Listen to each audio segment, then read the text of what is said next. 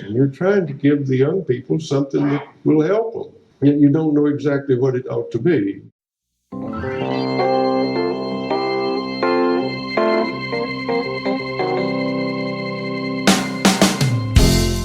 As always, thanks for tuning into the podcast. My name is Drew Perkins. I'm the Director of TeachThought Professional Development, and I appreciate you tuning in, whether you're a first-time listener or long-time listener. And hopefully you find these conversations helpful as you think about teaching and learning and preparing students for the modern world. As we thankfully seem to be at least mostly emerging from the COVID cloud that has impacted us all so greatly over the last year, we're looking for your feedback on what kinds of things you are most wondering about and most need from a professional development perspective.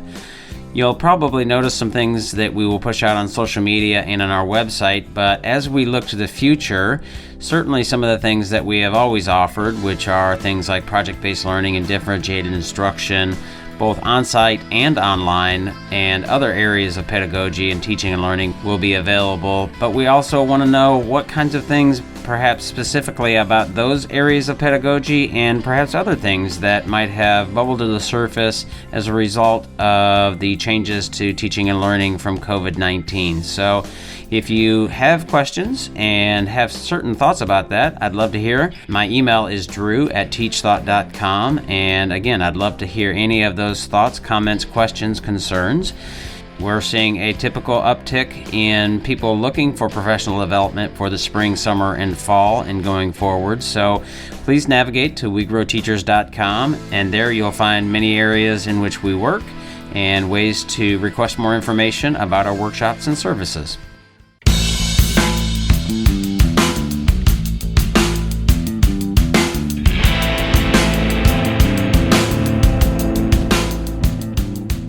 In this episode, I spoke with Lorea Martinez, who is the author of a new book called Teaching with the Heart in Mind, A Complete Educator's Guide to Social Emotional Learning. We talked about her book, of course, and touched on the model, which is an acronym. HEART is an acronym for, so honor your emotions, elect your responses, apply empathy, reignite your relationship, and transform with purpose.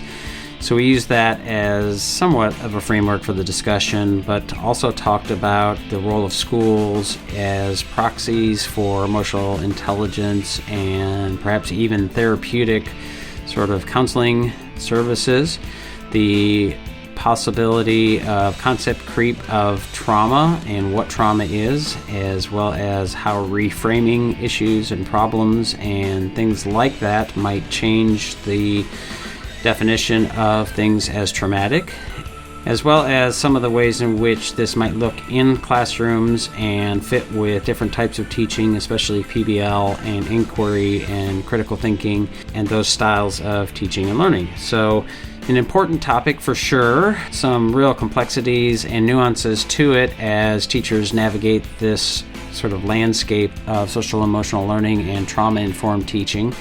So I hope it's helpful. Okay, Lorea, welcome to the podcast and welcome to listeners. And I want to give you an opportunity to share a little bit about yourself, a little background, a little context so folks know who they are listening to as we are going to talk about your book, Teaching with the Heart in Mind, A Complete Educator's Guide to Social Emotional Learning. Thank you so much, Drew, for having me. So a little bit about myself. I started my career in special education. I'm a former special education teacher, and I did that for several years.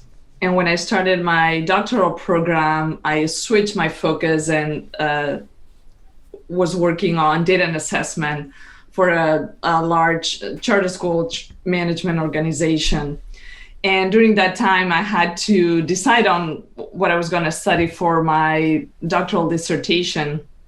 And I had this intuition that when we were looking at student achievement data, we were missing a set of skills. We were not supporting students to really be successful in schools. It was very much driven by the standards. So that's how I came to the field of social emotional learning. And I did my research looking at teachers' implementation of an SEL program and how their practice changed over time. And I fell in love with the field of SEL. And since I finished my program back in 2014, I've been focused on helping schools and organizations to implement SEL effectively. Okay. And the book came out in 2020. 21. Oh, well, sorry, the copyright is 2020. Right. So when was it published officially? Officially, February 17th, 2021. Okay. That's when it came out. Okay, gotcha. And I guess let's kind of dive into some of the nuts and bolts and get some of the pieces operationalized. As we talked about before we went live, I've talked with a couple of folks on SEL and thinking about sort of trauma-informed teaching and learning, those kinds of things. And so I'm curious to draw out some of the distinctions and ways in which you think about this and the work that you do. There is in the introduction a definition of SEL, which is from Castle. Folks who are familiar with SEL are probably familiar with the Collaborative for Academic, Social, and Emotional Learning, otherwise known as Castle. And that definition is: social and emotional learning is the process through which all young people and adults acquire and apply the knowledge, skills, and attitudes to develop healthy identities, manage emotions, and achieve personal and collective goals, feel and show empathy for others, establish and maintain supportive relationships, and make responsible and caring decisions. So there's a lot there. Anything that you would add to that definition, or when people say what is SEL, what else would you add there to help them make sense of that? Yes, thank you for asking that question. So there's a tendency in the SEL field to really look at what are those specific skills and competencies that we need to teach students. And that is a part of SEL, to develop those social and emotional skills. But SEL is also a lens that we use for teaching and learning. And that helps us to look at what are the conditions that we create in the classroom in order to have students that are engaged, where we are providing challenging instruction, where they feel like they have a sense of belonging. So it's not only looking at the particular skills, but also how we are creating an environment that is conducive for learning and where students can bring their best selves. Okay. And so creating the conditions, and one of the things that popped up there is managing emotions, and I want to talk about that. There's so many things to sort of pull on here. One of the things, you have a framework, which is HEART, and maybe this is a good time to sort of unpack that. It's an acronym, so HEART, just kind of the elevator pitch for what that is, because in the book you use that sort of in a number of different settings, and use that as a framework and a lens through which you're talking about different pieces of teaching and learning. Yes. So the what I call the heart in mind model has HEART as an acronym to describe 5 essential social emotional skills. And the reason why I created this framework was because as I was working with teachers and schools, it was hard for educators to really have a practical and applied way to understand and put into practice those particular skills. So HEART is an acronym for these 5 competencies. The H stands for honor your emotions. And that means to be able to name, to interpret, and to be able to identify your emotions on a regular basis. The E stands for elect your responses, and that's known mostly as self-management. So the strategies and the tools that you have as an individual to create a pause in your behaviors and be able to respond to situations instead of react. And sometimes, adults as well, we have this autopilot and these behaviors that we engage in on a regular basis, and they are not always supportive. So being able to create that space to make more positive decisions. The A stands for apply empathy. And that's such an important part in education, to be able to understand the emotions of others and also respond in appropriate ways, to be able to show compassion. And empathy, in my definition, in my book, also includes self-empathy. And that's a piece that it's often not discussed as much in SEL. And I feel like that's a very important part for educators as well, to create this space where they are showing themselves compassion. And as we know, the teachers have gone through so much during the pandemic, trying to teach distance or hybrid. So creating that space for them to acknowledge some of those challenges. Then we move into the R, and the R stands for Reignite Your Relationships. And I use Reignite intentionally because I see relationships as sometimes you connect with someone right away. There's this, this dynamic relationship, and there's not a lot that you have to do.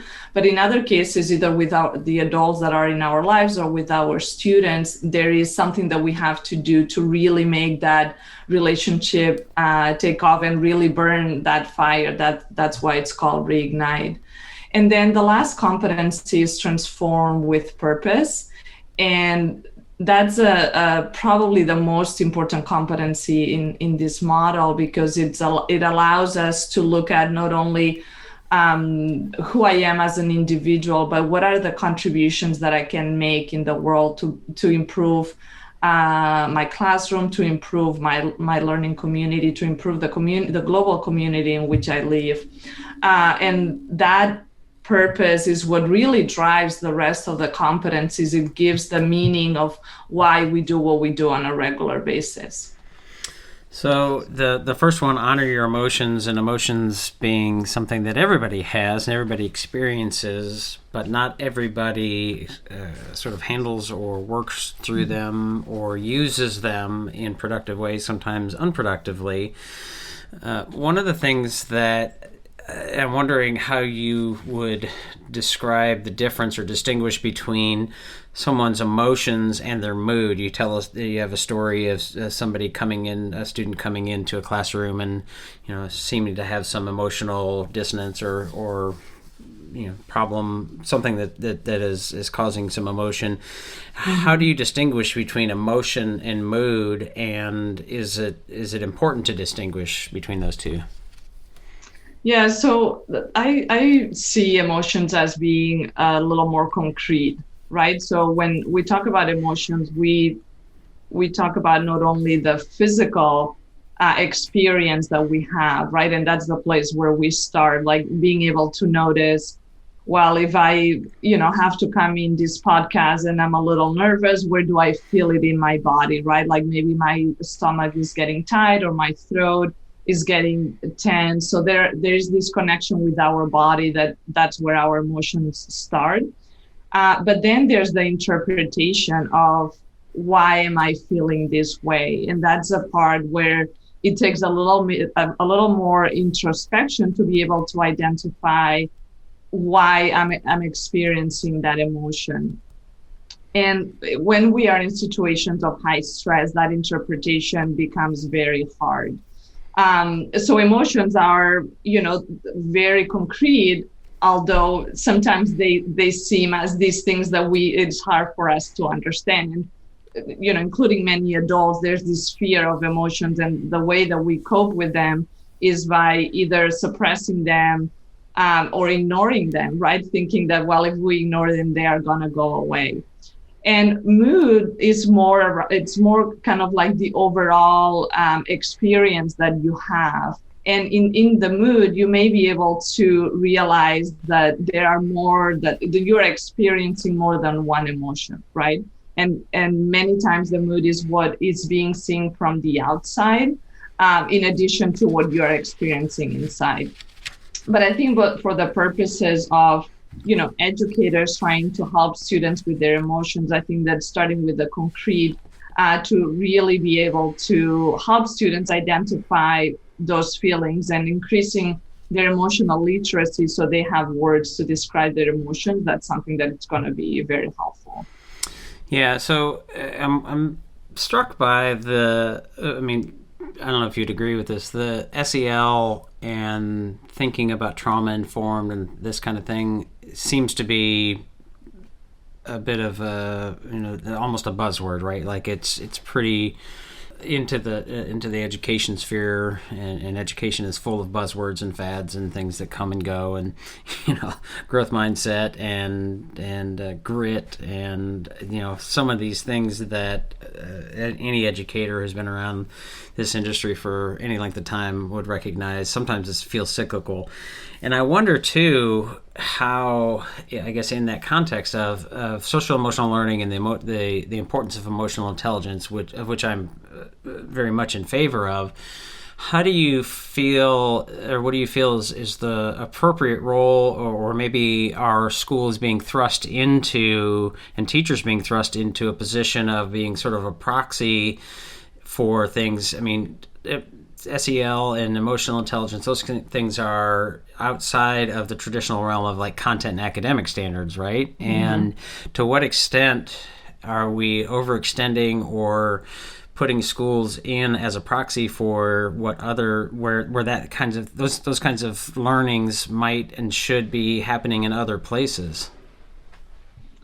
Yes, that's a really good question, and I would say a couple of things. One, that we have these, and it still exists, this misconception that emotions are different from cognitive processing. But at a neurobiological level, emotions are part of any decisions that we make. The way in which the brain learns, we need to involve emotions in order to learn new concepts, in order to remember information. So the idea that cognitive processing and therefore academic learning is separate from emotions is obsolete. Now we know that that's not the case. So when we say that SEL that maybe should be outside of classrooms, for example, what we are saying is like, we're not going to use all the tools that we have in order to learn effectively. That's what we are saying, because in order for students to be engaged in learning, as an educator, you need to bring up their emotions. And we know that there are certain emotions, for example, curiosity, that really open the brain for learning. So if you are engaging students and you are tapping into the things that they want to learn and they're curious about, the brain is opening for learning. But if and I know many teachers don't do this, but if you are driving your teaching with fear, for example, and the way that you are teaching is by saying, why is this, and students are asking, why is this important? And you are saying, this is going to be on the test, right? And you are driving by fear, and maybe students are afraid that they're going to fail because there are going to be consequences at home, or they are going to, not pass that class and not be able to graduate. When we are doing that, what happens with the brain is that it shuts down for learning. It cannot go, we go into a threat situation where, the goal is to survive. So we are not really engaging students to make those connections with what they already know, to really be able to engage meaningfully with the content we are teaching in class. So that's one part why SEL has a place in classrooms, is because it is a necessary part of academic learning. And then the other aspect is that if you think about many of the activities that we ask students to do nowadays in our classrooms, they require SEL skills. So if you send students, for example, to work in small groups to solve a math problem, for example, and you don't help students to develop the skills that are required to work in groups, right? They're not going to be as successful with the academic task, because maybe there's one of the kids maybe leading the conversation. Maybe not all the students have a chance to participate. If there's a disagreement, they don't have the language to solve a conflict. Maybe there's a student that is shut down by the exercise because they see this multiple step problem and they are like, I don't even know where to start, right? So there are many skills that are involved in just being able to access the content in class and being able to do those activities that are being asked for their academic instruction. So, based on, and then I can go on and give you more reasons, but those are two that are very prevalent for me that really build the foundation of why SEL needs to be in our classrooms and schools. Yeah, I suppose, I guess the question is kind of getting at the when I say proxy, sort of the school psychologist role that teachers in some ways are, like being a counselor, and you have students coming in who are in such need of emotional intelligence building and honestly, SEL skills and being able to manage emotions and understand them and those kinds of things. And I do wonder and I worry about the ability, take that out of the picture, let's say that we could or should take that out of the picture just for the sake of argument, like the task before teachers just in academic content and standards is pretty high. In some ways nearly impossible. We've been trying to deliver all this content, and teachers feel that pressure and then say, oh, and also, by the way, we want you to also be their counselor of sorts, right? Which is not necessarily what I'm saying. I'm not saying that's what you're advocating for or espousing, but there is a sense there that feels like, wow, talk about stress and you mentioned talk about taking care of yourself and how teachers need to think about themselves. So I guess that's the root of that proxy kind of question.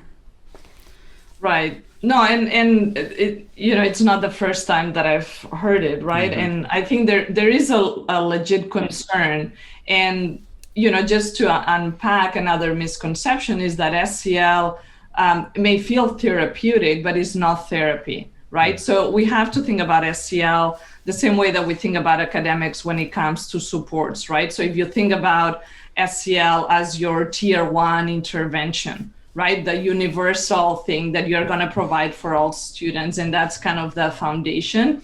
And as you are working with students that may have higher needs, there may be a clear need for those students to receive additional supports, and those may need to come from a credential counselor or from a psychologist that may be needed outside of the regular classroom. But what happens when we do SEL well as a universal intervention is that we are helping students to develop healthier behaviors when it comes to their emotion regulation. So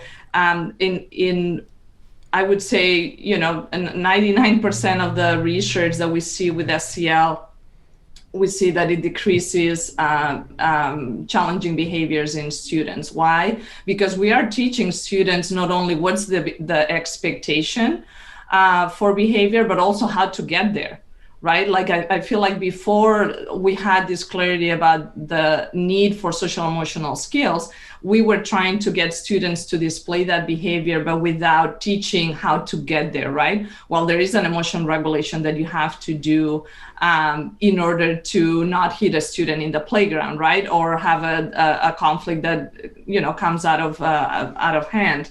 So we are teaching those skills explicitly so students can more successfully develop those positive behaviors that we are expecting them in the classroom.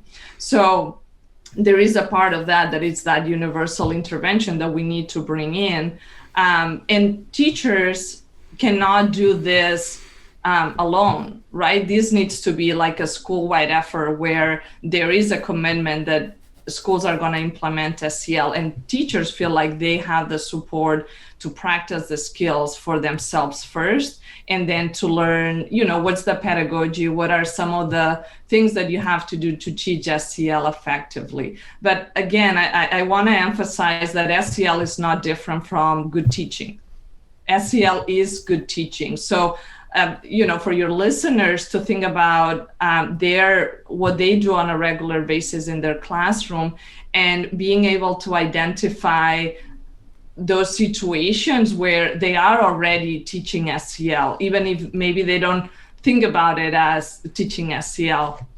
But teachers that have project-based learning, that use inquiry in their classrooms, that they use self-reflection for their students, or the gather feedback from their students, all the SEL skills, you pretty much find them everywhere. But I think sometimes it's for teachers to look at their teaching from that SEL perspective and realize, oh, wait a minute, I am already doing a lot of these things, and maybe I can do them more intentionally. So it's not like starting from scratch. Like I can tell you from working with teachers that many times there's this aha moment where they realize, oh, wait a minute, I never thought about this activity that I do with my students as SEL, but now I see what's the connection with the skill that is being developed. Yeah. So I think that PBL and inquiry, and that's the bulk of the work that we do. Everything we do is through inquiry, and we do lots of professional development, PBL being the most prevalent piece of that. We do offer a PBL with an SEL. We're actually working with a school, or getting ready to work with a school in New Mexico on just that, because I do think it's a really good fit. And I do want to get to some of the pieces of the book where you talk about some of the explicit and direct teaching and pieces. But I do think, I try to play the devil's advocate and try to think through this from somebody who might be critical of it and say, all right, well, yeah.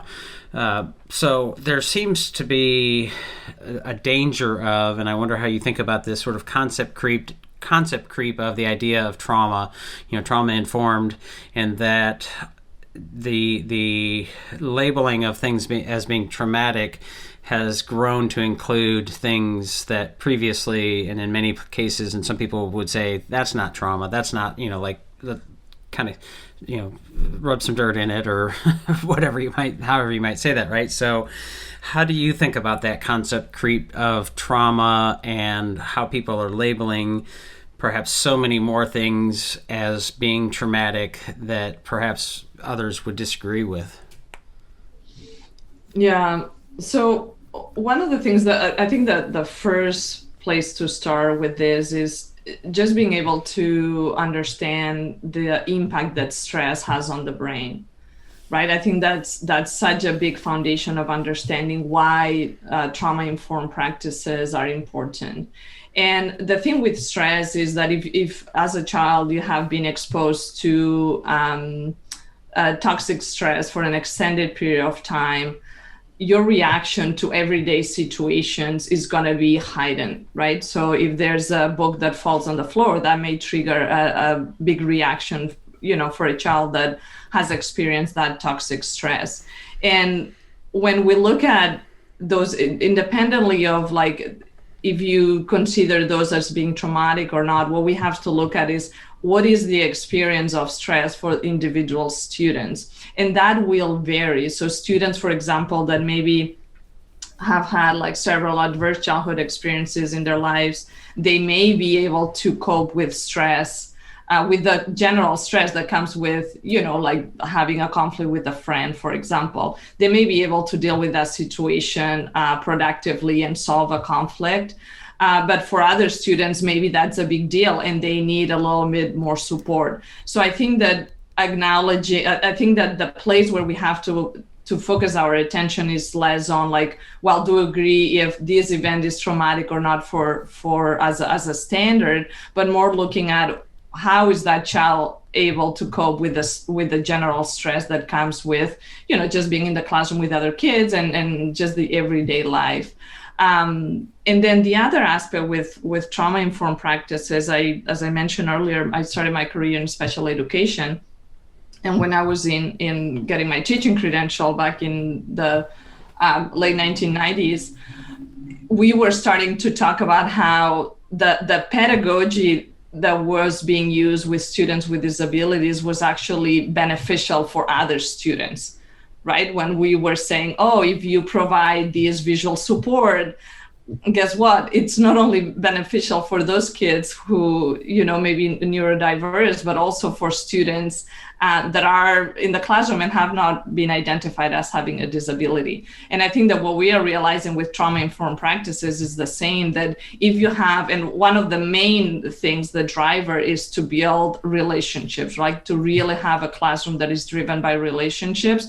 That's something that is going to benefit all students, not only students that are impacted by trauma. So I think that also as educators being able to see, well, what are those practices that even if they come or have been, have emerged from certain needs, that in many cases they benefit all students, which at the end of the day, I think that our goal as educators is being able to do our best work, right? And sometimes I think that we get caught up on what's the label and what's the thing that we put in, how we call it, versus just really focusing on, what's good teaching and can we make it happen for all our students in our schools.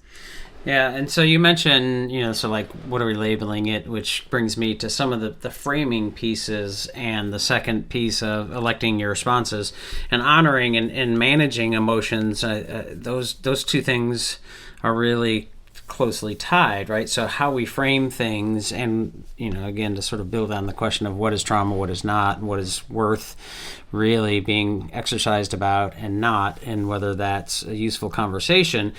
But framing of things certainly makes a big difference. I'm reminded, I was on social media this morning and I saw, I think, a viral video of one of our legislators. I think it's Katie Porter, I'm not sure, but she was apparently talking with Greta Thunberg about climate things, and she made this statement about her 9-year-old had said, the world is on fire and we're all going to die, which struck me as really kind of interesting. Like, my daughters are 12 and 14, and they don't, as best I understand, don't have any sense that the world is on fire and that we're all going to die. I mean, that feels very traumatic, right? If if you're getting a statement like that from a 9-year-old or an adolescent, that's traumatic. So it strikes me that there's a framing issue here in how we're framing what might be an issue of trauma, or what the issue is, might be very closely related to whether it is viewed as trauma or felt as trauma, and then kind of leads into what your response might be. And so I'm curious, even to the extent that sort of an internal and external locus of control becomes an issue or a relevant piece here. So how do you think about those kinds of complexities? Yeah, so I think that there's one aspect, which is, well, we have to do this work in developmentally appropriate ways, right? And in the book, I provide like a scope and sequence for SEL, and the goal of providing that is to just have kind of like a roadmap, or what would be expected for a second grader when it comes to emotional regulation or being able to, reignite their relationships versus an adult. So that's one part of the conversation, right? Is really doing this work in ways that are appropriate for the student's age level. But at the same time, I think that we cannot shy away from really talking about the context that students are living in. So one of the things that, the field of SEL is reckoning with right now is the fact that it has not been supportive to Black, Indigenous, and students of color, right? Because it has been taught in ways that didn't take into account the context in which those students had to navigate.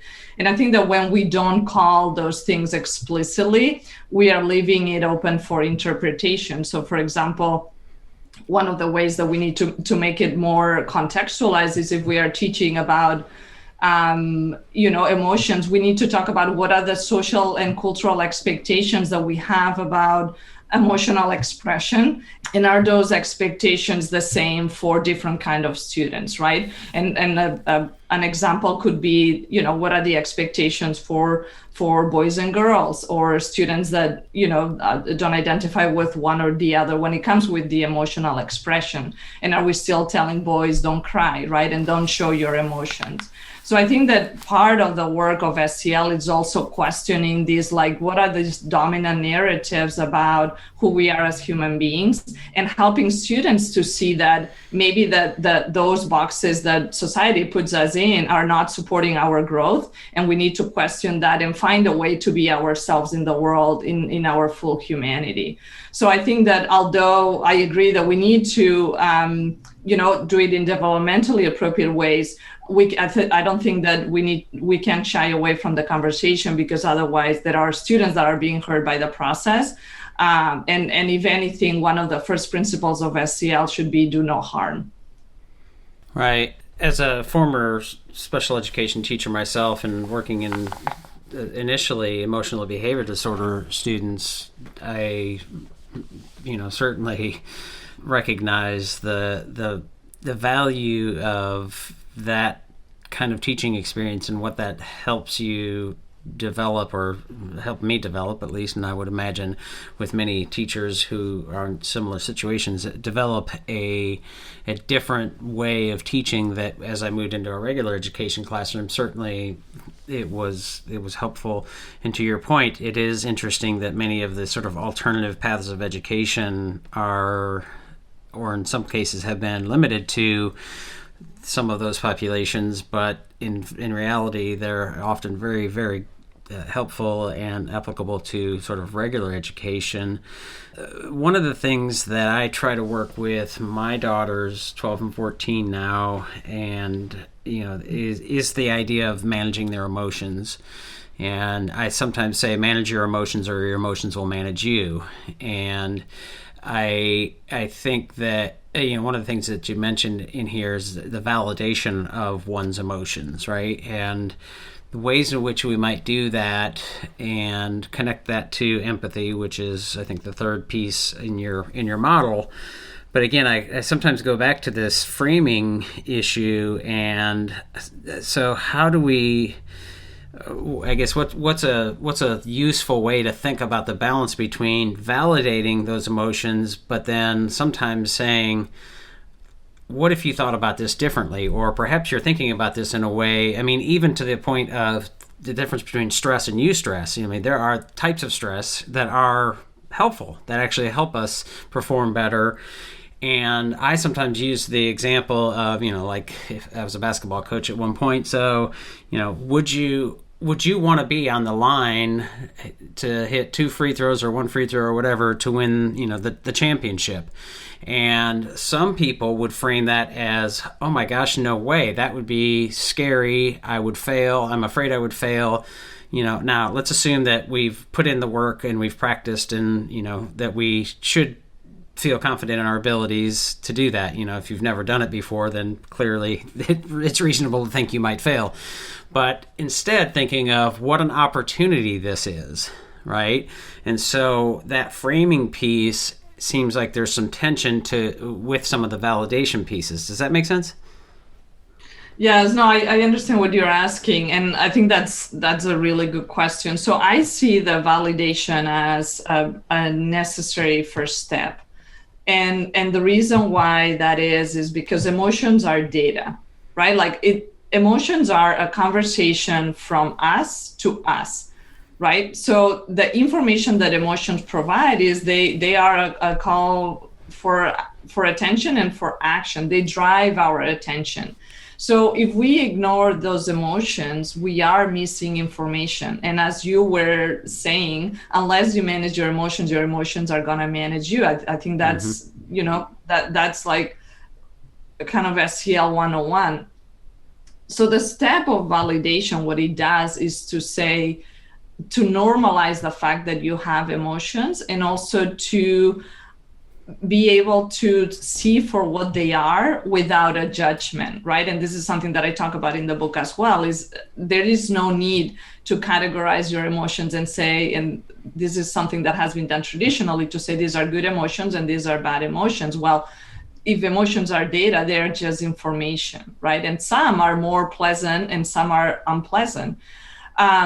So what the validation step does is to say, okay, if you are coaching your daughters, right, in this process, is to say, I see that you are feeling frustrated and that's okay, right? So what it does in that situation is just to acknowledge that is your experience. And as a parent, you don't need to agree with the experience, and especially with teenagers, right? Where things seem like to be such a big deal, and they, might freak out for things that you consider as a parent, that's a very small thing. But in their experience, that is a big deal. It's a big issue, right? So with the validation, we say, I see you.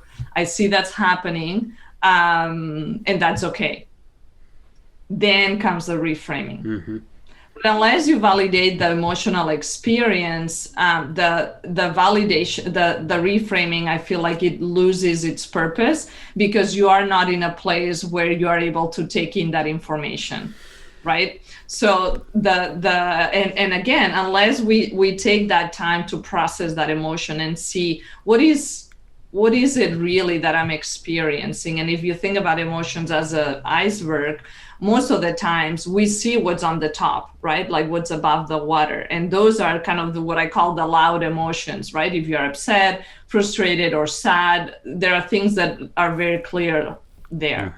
But if you go deep, there are other emotions that are harder to recognize to ourselves that we experience.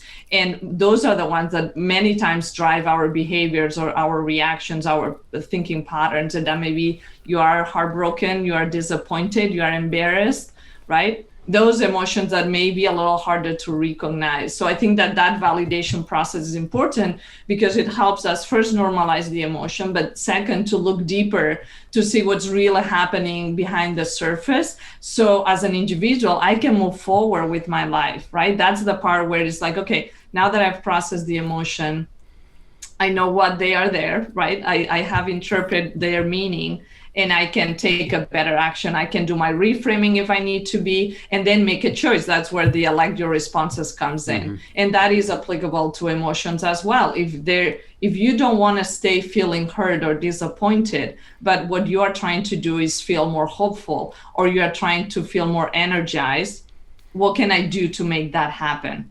Right? We have choices when it comes to our emotions as well as our thoughts and behaviors. Yeah, I was listening to a podcast. I don't know if you're familiar with Scott Barry Kaufman. He's been on this podcast a couple times. He has the psychology podcast, and he was talking with a guest, and I think the book is something about how to be an adult or something like that. And one of the things she was talking about that strikes me as you were discussing or responding to my question,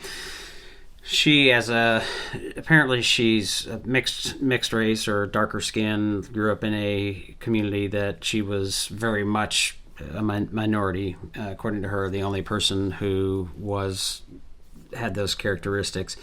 And she was telling a story when she was in school where she was recognized for a birthday or something. They did things in her lockers, and some student apparently came and wrote the N-word on that 3 times, which for her at that point especially was pretty traumatic and very very hard for her to navigate. What strikes me again, as you were talking, is how she, as an adult now, and I think she's maybe in her 50s or something, so it's been quite some time, lots of emotional maturity and ostensibly emotional intelligence has been grown. So to her, she says, that doesn't hurt me anymore. That doesn't bother me because that's not me. That's somebody else. So that's a really good example of that sort of reframing piece. But I also want to make sure that we don't lose a thread so you're talking about sort of the pleasant and unpleasant and the validation.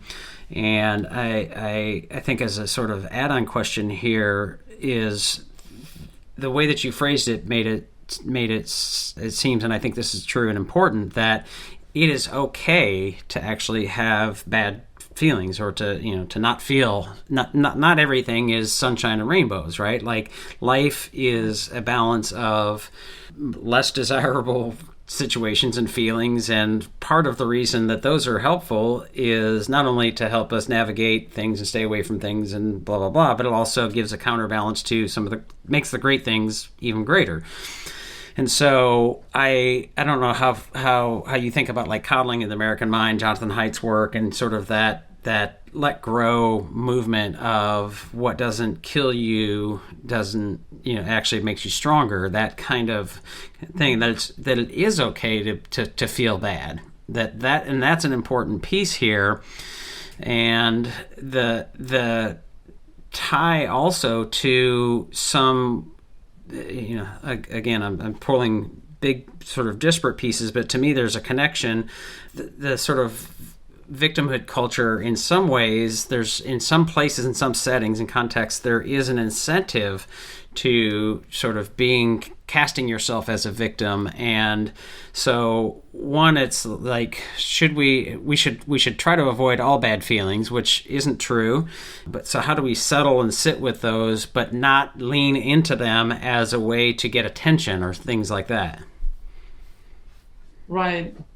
Yes, and there are certain things that, our culture and society, and particularly in the US, like these maybe myth that like the pursuit of happiness, or that you have to be you have to have these certain emotions all the time, that you cannot show up to work and have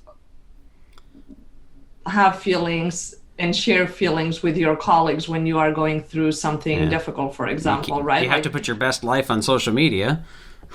Right. So and that's the other piece as well. Right. It's like, what is the expectation of the kinds of lives that we want to present, that we have, and what's the reality, right? And I think that the danger of not showing up as truly who you are as a human being is that those emotions don't go away. And I can tell you, doing this work with schools, that when I first started in the field, I thought like, oh, we need to give these skills to students because that's our main priority. And then realizing that, wait a minute, unless we are working with the adults, this is not going to work, because adults are coming to the workplace also with trauma and also with unhealthy patterns to deal with stress, or with low emotional intelligence, and not for fault of their own, but because we have not been teaching these things, and we don't live in a culture, in a society where we can be really open about our emotions, right? So I think that there's a component of really acknowledging that this is part of the experience, and the goal of having emotional intelligence is not that you linger in your emotions, right? It's not that you're going to stay in that state of feeling sad or heartbroken or overwhelmed. Is that you are actually using that information and processing so you can move on in your life. Yeah, which brings up the sort of idea of post-traumatic growth, not just post-traumatic stress, right? That you're using that as certainly not something that, boy, I can't wait to experience some trauma so I can grow, right? That's not what we're talking about. But that we all experience varying levels of trauma or other variations or gradations of that. But then how do we use that as a sense of growth? And again, sort of what doesn't kill us makes us stronger kind of mindset. And really use our emotions, but also navigate those things a little more, I guess, intelligently. The third piece is apply empathy, and I'm wondering how you think about. I saw the term emotional empathy and compassionate empathy. I'm also a big fan of the distinction between emotional and cognitive empathy, and I probably am more cognitively empathetic than I am emotionally empathetic. And sometimes I think people think I'm not empathetic because I'm not. I don't feel your pain. I understand your pain, and actually find cognitive empathy to be a bit more useful pragmatically in the most rational sense, but I'm quite a rational thinker. So I guess kind of unpack the apply empathy piece and in some of those different ways in which, and the complexities of empathy and the ways that you think about them. Yeah, so there's three types of empathy. The first one is cognitive empathy, and that's, you describe it really well, is having this understanding of the emotions, the experience of others. So with cognitive empathy, we have that understanding, but we are not connecting with the feelings that others may experience. That's what happens if you are, displaying affective empathy. And, quick example is like if you see someone with a cut, for example, that you are, you may have like a physical body response to that. And that's because we have what's called mirror neurons in our brains that react to situations. So we don't even have to do anything. Like our brain is wired to empathize with the experiences of others. And then the third kind is compassionate empathy, and that's where you are inclined to take action to help others in a situation of need or when they are in pain. And as you were, saying, we all have certain tendencies to maybe we are more comfortable moving in some, in two or three, one or two of those areas. And I think the key is being able to understand, what are the differences, and then are there situations in which it would be beneficial for you as an individual to be able to engage differently. And I think about, working in schools, and sometimes the lack of empathy that we have for adults to each other, right? And I think that's a pattern that I've seen with educators, where they tend to have very high levels of empathy for their students, and that's why they work with kids. But when it comes to adults, especially if they perceive that other educators are not coming to work with their best intentions, or they are not pulling their best work, the level of empathy between adults diminishes, right? So being able to look at this empathy piece, not only as what we are teaching students, but also how we are creating cultures of belonging in our staff meetings, right? And taking the time to acknowledge each other as human beings. I think that that's something that is important. And the last thing that I would say regarding the empathy is that when we are in situations of stress, or we are feeling overwhelmed, or we are going through a challenging situation, it may be harder for us to show empathy. So that's something else to consider as you are thinking about, like, well, do I show empathy? That it may be impacting you. If you are dealing with other things, it might be harder to show empathy. Yeah, it's a tricky, complex way. I mean, it's tricky and complex to navigate in some places and some settings, because some folks, as I said, like some people might say, "Oh, you don't seem very empathetic," and I may not be feeling that pain, but I understand it. And, the compassion is, in the rational part, would be to say, how can I help you with that problem that you're experiencing?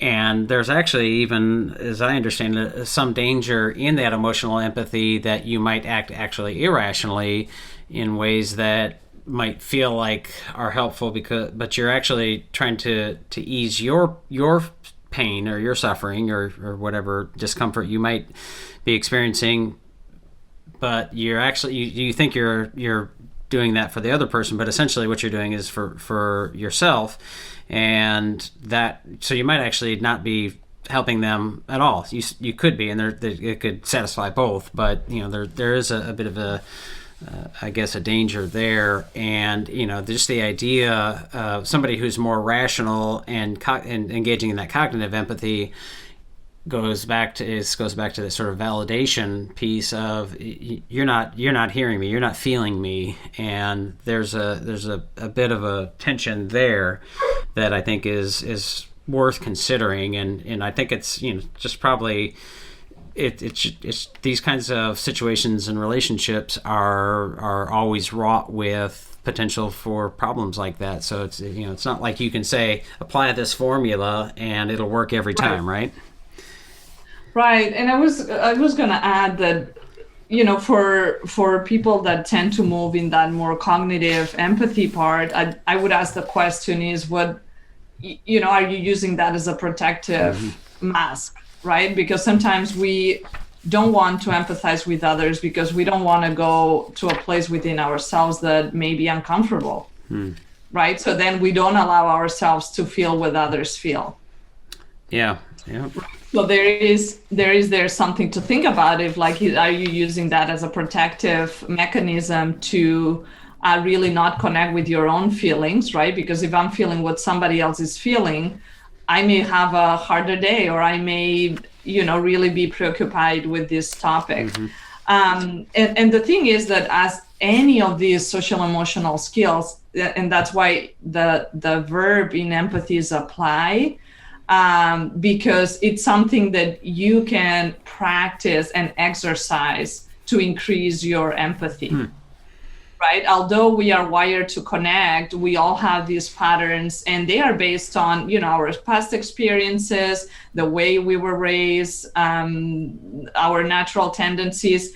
But we are able to increase our empathy if that's something that we want to do. And when that happens, I feel like, and I've seen this work in staff meetings where when teachers and administrators are leading this process, where teachers are coming together and being able to hear each other and listen to each other's stories, that is a space that where you are nurturing that ability for teachers to empathize and bring their empathy forward and practice it on a regular basis. Yeah, it strikes me as really tied to some of the critical thinking pieces and the way that we seem to be, unfortunately, going forward in our culture and our sort of culture wars and sort of us versus them thinking and tribalism and binaries and all of these things that are that really make it hard to empathize with the other. A lack of empirical commonality of what sets of facts we actually have. And when you take it out of schools, but when you put people together and they actually learn the humanity of one another, which is, that stories and who they actually are as a human being, then a lot of those pieces fade away and fall away, because it's much easier to express and feel compassion and empathy for somebody who you see their humanity, as opposed to a sort of data point or, whatever the case may be. We haven't really talked much about some of the really explicit pieces in the book, and you do, I think, a really interesting job of some granular specifics that folks who are listening, I would recommend taking a look at, of like, what does this look like in the classroom and direct teaching. And you mentioned PBL, which of course is a big piece of what we do. I'm looking at the Reignite Your Relationships piece here, and you're talking about indicators of mastery for beginners, advanced and strategic, and kinder through second grade and all the way to college and beyond.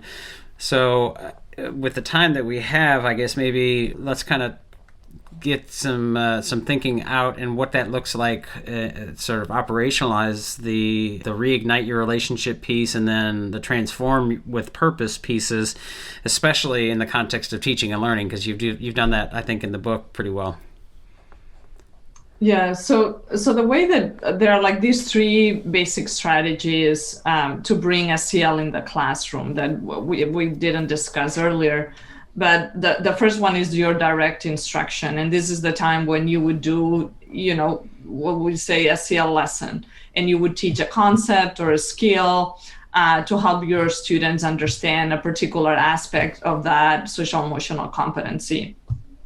Then we move into the how you integrate that competency in teaching practices. And that's looking at, how what is the methodology that you use, what are the strategies, how you organize your classroom, and then being able to think about like what are the specific things that you can do in order to enhance that particular skill in your students. And then the third strategy is to integrate SEL with academic content. So in the book, I provide those specific strategies for how you connect, for example, the Reignite relationships with academic content, right? And that could be your math, your ELA, your science. And truly, even if you are a high school teacher or a middle school teacher teaching one content area, there are ways in which you can integrate these skills intentionally. And I think that the emphasis here is that you are making a conscious decision that in addition to teaching your academic content, you are going to be helping students to develop these skills in these ways.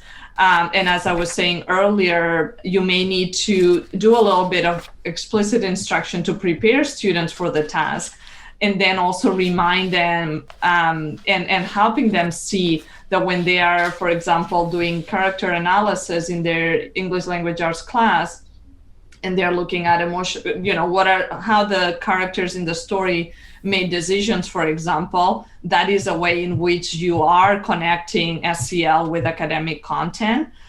So it's looking for those opportunities. And my recommendation is to be really explicit with students as well, so they see not only, okay, this is an academic standard, but also this is a social emotional skill that I'm learning along with that academic goal.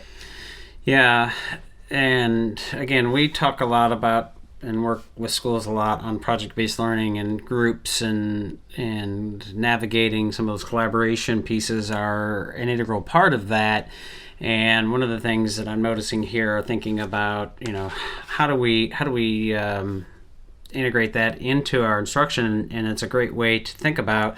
You talk about group evaluation rubrics, and we are advocates of single point rubrics. I'm not sure how familiar you are with those, but the really leaning into the qualitative pieces of like, what do we really want the collaboration to look like if we're doing it on high quality, and then what's the evidence of that? And some of the things you list here would be perfect evidence of team members felt they were able to contribute to the group's project. Everybody felt included. Team members used eye contact, body language, clear voice. So when we look at that evidence, those are the things that would help us know, and those are the specific kinds of behaviors that we can teach. And so I think you've done a nice job of including those pieces.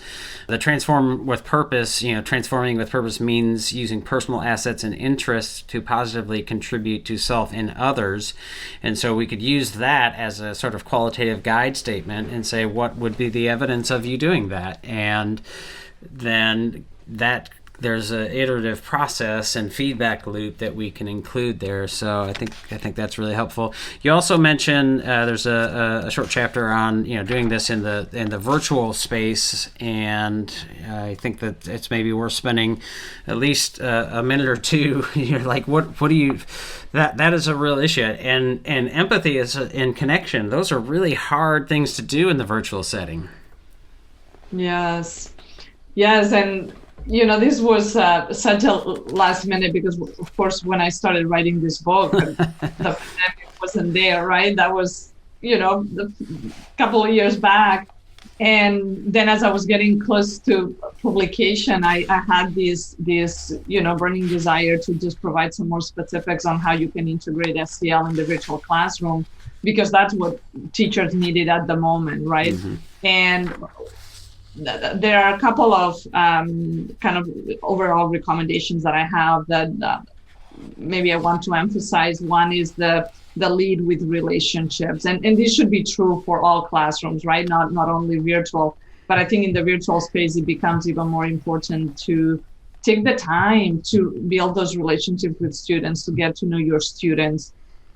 And luckily, there are so many technology tools that we can use for that, right? That have some that we were using before, but that some that have emerged since the pandemic to support schools. But there are many ways in which you can do check-ins with your students to create space to get to know them, and being really intentional about what we are asking students to do. Something that I saw with my own kids is that when we went to when we moved to distance learning at the beginning of the pandemic, there was this perceived need I see as we need to give students things to do, right? So it was a lot of the busy work. Yeah. And we skipped completely the SEL. We went straight to raw memorization and busy work that's not learning. How do we deliver right? the content? Exactly. So moving from there, and then I've seen teachers really becoming so creative in the ways that they are teaching virtually and really engaging students in different ways. And I think that when you look at the broader goal of what do you want students to learn, and what's the experience, what are the emotions that you want students to feel when they are in your classroom, that's a question that I often offer to educators to think about.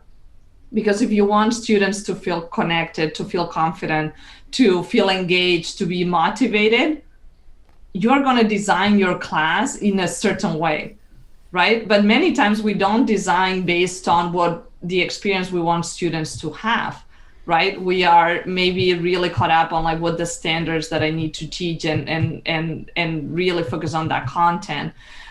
So in virtual learning, I think that because we have less control of what happens, being able to really tap into that intrinsic motivation and driven by the relationship and showing up for kids and knowing for kids to know that you are there for them. I think those are things that are very important. The content delivery and that piece that you highlighted there that became, a priority right away in Zoom. And then I think we've, in some ways, in some places, in some contexts, moved away from that, but still happening. And it reminds me, and I think is maybe a good, sort of end cap on this conversation, is to think about the ways in which different styles of teaching and learning are more conducive to SEL kinds of thinking and development, as it were.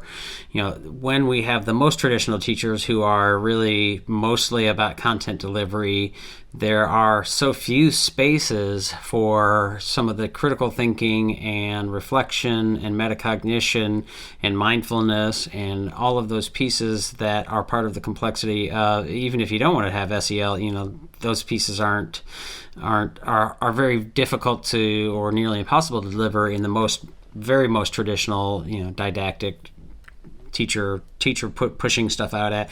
But then there is certainly a balance too of, we want school to be a good experience for students, and we want them to, in many ways, enjoy that. But there's also, just like with parenting, there are times that they may not like exactly the moment what they're experiencing, and that's okay too. And that's actually, there's some real value to that. So, one of the things that people will push back on some of the work that we do. They say, constructivist inquiry kind of teaching is, sort of free range chicken, and it's lacking content standards, and they're not really learning much of anything. And I think that's actually a valid criticism in some settings, that teachers who are doing that kind of constructivist inquiry based education without clear guidelines and boundaries and some of those pieces are certainly lacking.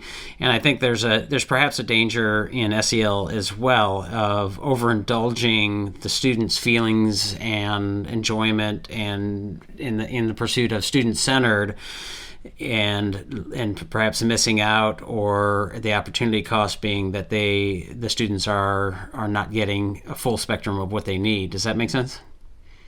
Yes, no, absolutely. And I think that the point here, I think that we are making, is that you need to do these intentionally. You need to have a roadmap. You need to have a plan for how you're going to make this happen, right? Implementing SEL effectively is not to talk about your feelings all day long, right? It's like you might need to talk about your feelings for 5 minutes to check in, to see where people are at, and then you can move on to really engage students, right? I think that the misconception is that in order for students to learn, they need to be excited about it, right? There needs to be some kind of curiosity that they bring to the table. And as a teacher, that's the art part of the job, right? Where you need to figure out for the students that you have in front of you, what are the kind of materials and the activities that you can bring to them to bring that engagement and to bring that curiosity to really move them along and have them master those standards, right? But it is not a binary choice. It's not one or the other. It's like, if we bring the two together effectively, we can make great things happen for kids. But in order to do that, I think that the other part is we need to look at the educator mindsets. And I think SEL is a tool to help us like really stop and think about, like, how are we teaching? Why are we teaching these things? And how are we engaging kids in this process, right? So when you are working with educators on the SEL part, that is building also the time and the space to have those conversations about how we are showing up as educators in our classrooms and why and how we are making decisions about learning. I think those are important questions to ask, and questions that our students will benefit if we are asking those questions on a regular basis, right? Like that idea of continuous improvement and really being invested in the learning of our kids. Yeah. Well, I want to make sure you have an opportunity to share links and resources. I know you have a website, and I don't know if you're on social media or if there's any other places or suggestions where they might find you or any resources outside of just yourself, but now would be the time. Yeah, so my website is loreamartinez.com, and the first chapter of the book is currently available for free if you sign up for the newsletter. I've been blogging for 7 years, so I have a ton of free information on my website on different aspects of SEL implementation. Also on social media, I'm on Twitter at Lorea Mart and also Facebook at Lorea Martinez SCL. Okay. So those are the places where people can find me, and I'm always happy to hear from educators around the world that are working to bring SEL to their classrooms. So get in touch, and I'll be real happy to hear from you. Okay, great. Well, thanks so much for the conversation. And the book is Teaching with the Heart in Mind, a Complete Educator's Guide to Social Emotional Learning. So folks can pick that up on Amazon. I assume it's also available to purchase through your website or links to those kinds of places.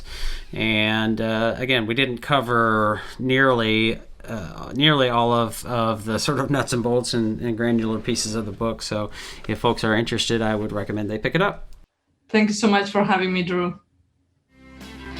That'll do it for today's podcast episode. Thanks again for tuning in. Don't forget to review us and share us on your network so we can grow our audience to better meet your needs. Also, don't forget to find us on our websites, TeachThought.com and WeGrowTeachers.com, as well as our various social media outlets.